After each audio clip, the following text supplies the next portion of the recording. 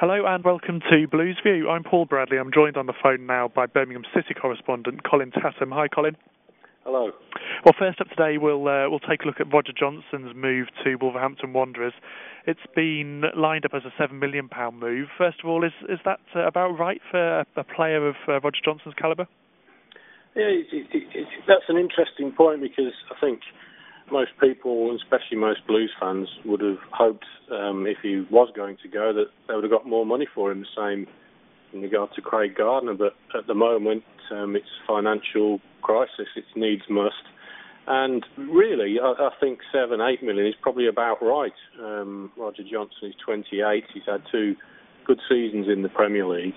And this is no disrespect to him, he's not sort of a top 6 calibre defender, and the fact that he's gone to Wolves, a team that, let's face it, were fortunate to stay up, probably tells you a lot. And I don't think many clubs would have paid 7 or 8 million in the Premier League. So it's more or less about right, considering his age, his ability, and the fact he's very much a sort of backs to the wall defender.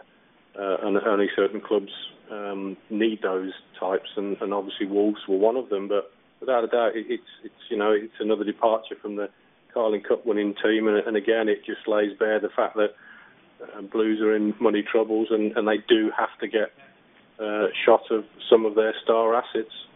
And is it a move that you think kind of suits everybody here? Roger Johnson wants Premier League football, Wolves want a top quality centre back, and Birmingham City need the money. Yeah, it does, and I think from Roger Johnson's point of view, maybe, I don't know, I'm not accusing him of a lack of ambition, but are Wolves not going to be struggling next season? He could be in the same situation again. We just don't know, but undoubtedly he will strengthen Wolves and strengthen that defensive line at Molineux. But like I said, as I said before, I just think that the circumstances, just seem to fit into place for everybody. And with Blues, having to get the cash in, and him being, a prized asset, then, it was inevitable that he was going to go. And of course, he also communicated that to both Alex McLeish and Chris Hughton, that he didn't want to stay, he wanted to get back into the Premier League. Just moving on now then, another matter which centres around money, the Aston Villa compensation regarding McLeish. Just give us the brief details of what happened there and where things stand now.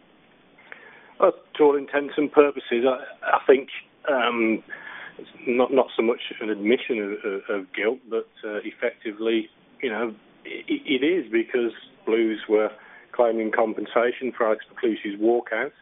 Villa were denying that he was still contracted, but the very fact that they've paid, we believe, around about $3 million to settle the whole issue beyond doubt, tells you something in itself. And as part of the package, Peter Grant and Dr. Ian McGuinness go to link up with Alex McLeish at Villa Park again.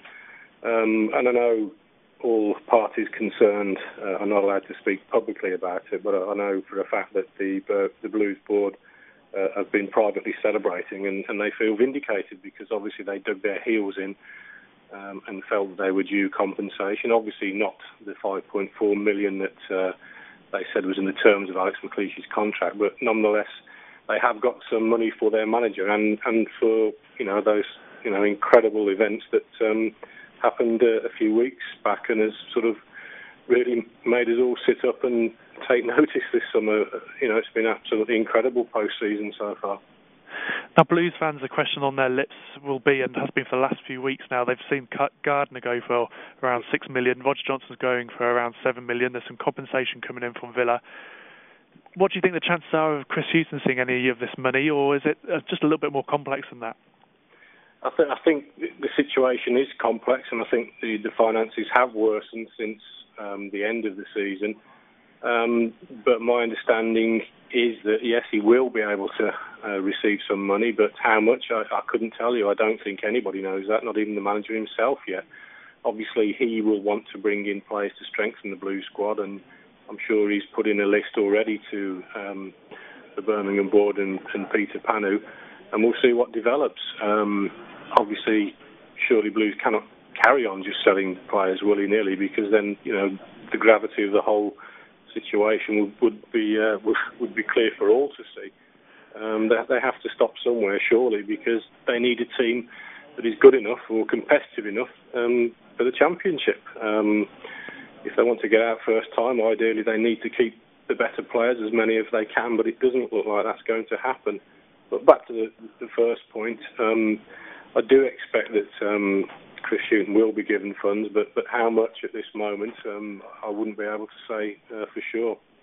And just lastly, Colin, ahead of Birmingham City's training camp, any last-minute transfer news before they head off?